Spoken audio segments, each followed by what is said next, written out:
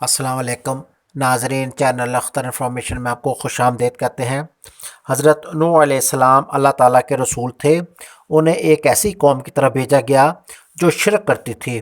حضرت نوح علیہ السلام کی قوم جن بتوں کی پوجا کرتی تھی، شیطان نے ان کے دلوں میں یہ خیال ڈالا کہ تمہارے ماں باپ دادا نے یہ بت ایسے ہی نہیں بنائے تھے، بلکہ اللہ تعالیٰ نے انہیں بھی کچھ قدرت اور اختیار دیا ہے، اس لیے تم ان بتوں سے دعائیں مانگا کرو اور ان کی پوجا کیا کرو، یہ تمہاری مشکلات کو دور کریں گے۔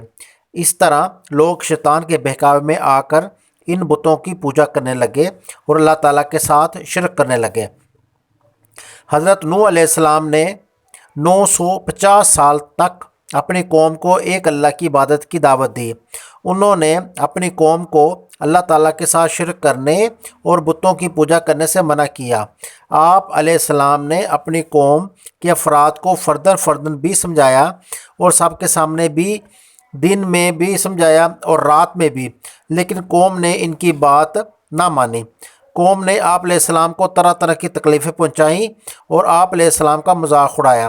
حضرت نوح علیہ السلام نے اپنی قوم سے فرمایا، اے میری قوم، تم اللہ کی عبادت کرو، تمہارا اس کے سوا کوئی معبود نہیں۔ بے شک میں تمہارے بارے میں ڈرتا ہوں ایک بڑے دن کے عذاب سے۔ آپ علیہ السلام نے اپنی قوم سے یہ بھی فرمایا، میں تم تک اپنے رب کے پیغامات پہنچاتا ہوں اور میں تمہیں نصیحت کرتا ہوں، اور میں اللہ کی طرف سے وہ جانتا ہوں جو تم نہیں جانتے۔ قوم کی مسلسل نافرمانی اور ان کے عذاب طلب کرنے پر اللہ تعالیٰ نے ان کافر قوم کو انجام تک پہنچانے کا ارادہ فرما لیا۔ پھر حضرت نوح علیہ السلام کی طرف وہی فرمائی گئی کہ آپ علیہ السلام کی قوم میں سے مزید لوگ ایمان نہیں لائیں گے۔ پھر آپ علیہ السلام کو ایک کشتی بنانے کا حکم دیا۔ حضرت نوح علیہ السلام نے یہ کشتی اللہ تعالیٰ کے حکم اور ہدایت کے مطابق لکڑی کے تختوں اور کیلوں سے بنانا شروع کر دی۔ جب حضرت نوح علیہ السلام یہ کشتی بنا رہے تھے تو کافر قوم ان کا مذاق اڑا رہی تھی۔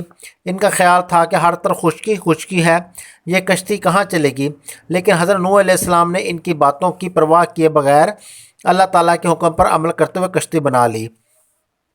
جب کافروں پر اللہ تعالیٰ کے عذاب کا وقت آیا تو اللہ تعالیٰ نے حضرت نوح علیہ السلام کو کشتی میں اپنے گھر والوں، ایمان والوں اور جانوروں کے ایک ایک جوڑے کو سوار کرنے کا حکم فرمایا۔ اللہ تعالیٰ کے حکم سے زمین سے بھی پانی ابلنے لگا اور آسمان سے بھی پانی برسنے لگا، اور دیکھتے ہی دیکھتے پانی طوفان بن گیا اور ہر طرف سے پہاڑ جیسی موجیں اٹھنے لگی۔ حضرت نوح علیہ السلام کے 3 بیٹے اور ان کے ساتھ سوار تھے، جبکہ ایک بیٹا کشتی سے باہر تھا۔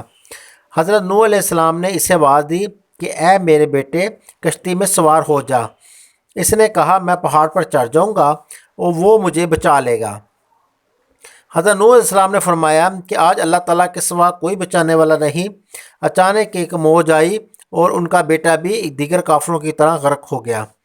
پھر جب طوفان کے اختتام کا وقت آیا تو اللہ تعالیٰ نے زمین کو اپنا پانی نگلنے کا حکم دیا اور آسمان کو پانی برسانے سے روکا۔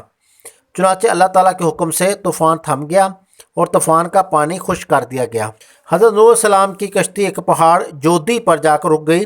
کشتی میں بچ جانے والے لوگوں نے اللہ تعالیٰ کا شکر ادا کیا اور اللہ تعالیٰ کی فرمانبرداری میں زندگی گزارنے لگے۔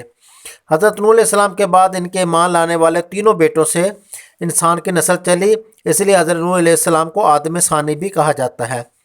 حق کی دعوت دیتے ہوئے حضرت نوح علیہ السلام کی ثابت قدمی اپنی مثال آپ ہے۔ انہوں نے ہر تکلیف اور مشقت کو برداشت کیا، لیکن اللہ تعالیٰ کے دین کی تبلیغ سے پیچھے نہ ہٹے۔ آپ علیہ السلام کی زندگی سے ہمیں یہ سبق ملتا ہے کہ ہم حق پر ثابت قدم رہیں اور اس راستے پر آنے والی تکلیف کو صبر کے ساتھ برداشت کریں۔ جب انسان فیصلہ کر لیتا ہے تو اس نے غلط راستے کو اختیار نہیں کرنا، تو اللہ تعالیٰ بھی اس کی مدد فرماتا ہے۔ اللہ تعالیٰ آپ کو نیک کام کرنے کی ہدایت فرمائے، آمین۔ ویڈیو اچھی لگے تو لائک لازمی کریں، چینل کو سبسکرائب بھی کرتے اور دیکھتے رہیں چینل اختر انفارمیشن۔